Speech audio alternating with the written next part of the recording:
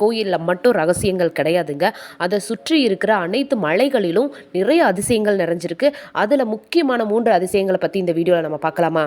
7 மலையை தாண்டி உச்சியில் நிற்கக்கூடிய பெருமாளோட முகத்தை யாரோ செதுக்கின மாதிரி அவரோட முகம், கிரீடம், கண் அப்படின்னு சொல்லிட்டு எல்லா முக பாவனைகளும் நிறைஞ்ச மலை இருக்குது. அந்த மலையை நீங்கள் இதுவரையும் பார்க்கலைன்னா கண்டிப்பாக போனீங்கன்னா ஒரு வாட்டி பார்த்துட்டு வாங்க. அப்புறம் தானாக தோன்றிய பெருமாள் முகம் போன்ற கல் சிலை, அது தானாகவே உருவானதுங்க. இந்த ஒரு அதிசயம் அந்த மலையில் இருக்குது.